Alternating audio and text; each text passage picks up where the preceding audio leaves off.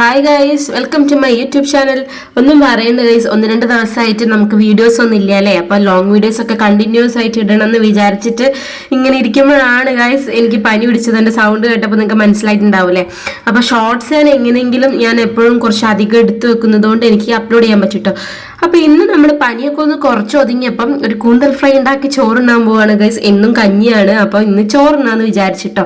അപ്പൊ അതാ കൂന്തലൊക്കെ ആകുമ്പോൾ നന്നായിട്ട് മുറിച്ച് വെച്ചിട്ടുണ്ട്. അപ്പൊ ഞാൻ ഉള്ളി, തക്കാളി, പച്ചമുളക്, ഇഞ്ചി, വെളുത്തുള്ളി ഇതൊക്കെ നന്നായിട്ട് കുഞ്ഞു അരിഞ്ഞിട്ടുണ്ട് കേട്ടോ. അപ്പൊ അതൊക്കെ നമ്മൾ ആ ചീനച്ചട്ടിയിലേക്ക് ഇട്ടിട്ട് വെളിച്ചെണ്ണ ഒഴിച്ചിട്ട് നന്നായിട്ട് വാട്ടിയെടുക്കാണ് കേട്ടോ.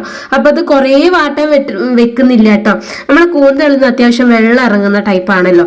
അപ്പൊ ഞാൻ എന്ത് ചെയ്യും, ഈ ഉള്ളി ചെറുതായിട്ട് വാടി കഴിഞ്ഞാൽ അതിലേക്ക് ഉപ്പും ഇട്ടിട്ട് വാട്ടിക്കഴിഞ്ഞാൽ നമ്മൾ കൂന്തളും കൂടെ ഇതിലേക്ക് ഇട്ട് കൊടുക്കും കേട്ടോ. എന്നിട്ട് നന്നായിട്ട് അടച്ചു വെക്കും കേട്ടോ. അപ്പൊ അതിന്റെ കൂട്ടത്തിൽ കുറച്ച് മഞ്ഞപ്പൊടിയും പിന്നെ കൂന്തലിന് വേണ്ട കുറച്ച് ഉപ്പും കൂടെ ഇട്ടിട്ട് നന്നായിട്ട് ഇളക്കിയിട്ട് അത് ഒന്ന് മൂടി വെച്ചിട്ട് വേവിക്കും. അപ്പൊ അതിൽ നിന്ന് ഒരുപാട് വെള്ളം ഇറങ്ങും കേട്ടോ.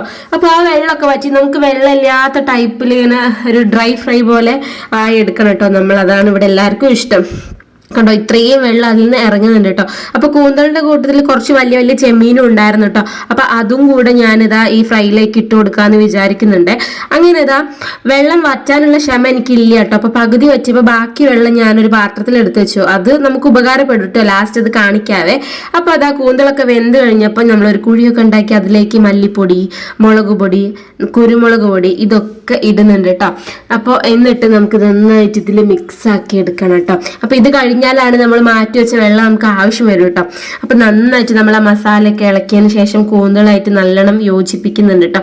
അപ്പൊ എനിക്ക് ഈ കൂന്തൽ ഫ്രൈയും പൊരിച്ചാലും എല്ലാം ഇഷ്ടമാണ്. എനിക്ക് മീനുകളിൽ ഏറ്റവും ഇഷ്ടം ചോദിച്ചാൽ ഈ കൂന്തലാണ് കേട്ടോ. പണ്ടേ അങ്ങനെയാണ്. ഇപ്പൊ ഇവിടെ എത്തിയപ്പോൾ ഒരുപാട് കൂന്തലൊക്കെ കഴിക്കുന്നത് കൊണ്ടാണ് കൂന്തലിനോട് അധികം പൂതിയില്ലാത്ത. എന്റെ വീട്ടിലാകുമ്പോൾ എപ്പോഴെങ്കിലും കൂന്തൽ കിട്ടുള്ളൂ.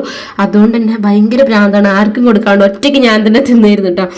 ഇപ്പൊ പിന്നെ കഴിച്ച് അങ്ങനെ പൂതിയൊന്നുമില്ല, കിട്ടിയാൽ കഴിക്കും. അങ്ങനെ നമ്മൾ നേരത്തെ മാറ്റി വെച്ച ആ വെള്ളമില്ലേ, ആ വെള്ളം നമ്മളിതാ ഇതിലേക്ക് ഒഴിച്ചു കൊടുക്കുന്നുണ്ട് കേട്ടോ. എന്നിട്ട് നമുക്കൊന്ന് കുറച്ചൊരു ഗ്രേവി ടൈപ്പ് വേണം, എന്നാലും കുറെ വെള്ളം പോലെ അല്ലാത്ത കറി അല്ലാത്ത ടൈപ്പാണ് നമ്മളുടെ ഫ്രൈ എന്ന് പറയുന്നത് കേട്ടോ.